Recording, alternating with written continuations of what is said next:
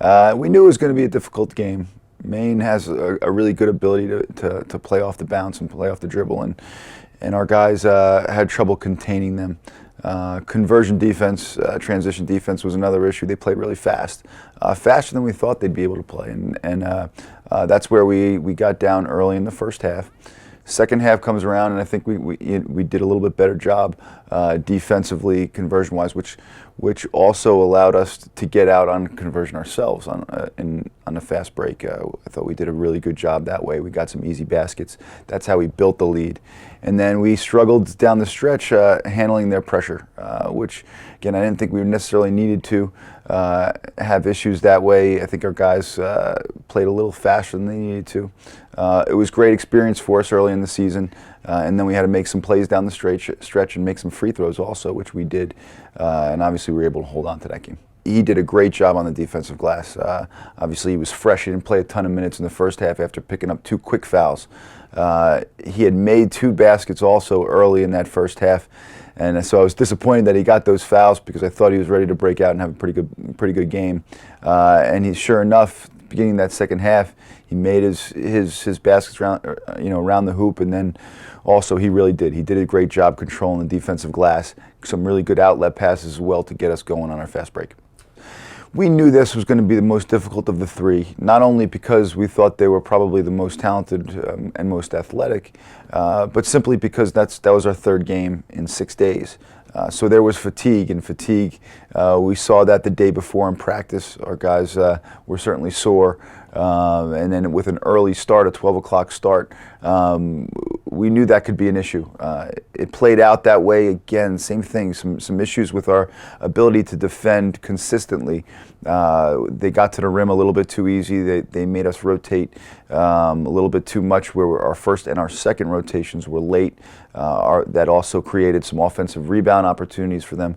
That's how we struggled in the first half. In the second half, fatigue, I think, set in, and we really struggled in transition getting back on defense. They got a lot of easy baskets. They opened up a 12-point lead. We had to change some things up a little bit, and we went a little bit of zone, we went a little bit of soft pressure just to kind of slow them down.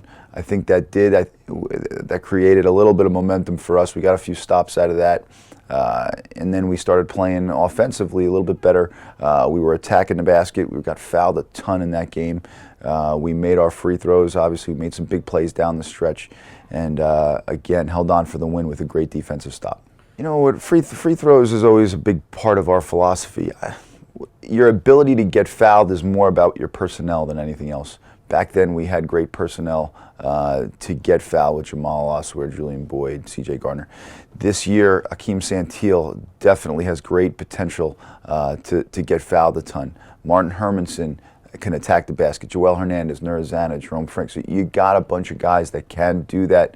The way they're calling the game early on in the season, what they're supposed to do as far as the freedom of movement and less hand checking, should benefit us and the way we play with our personnel.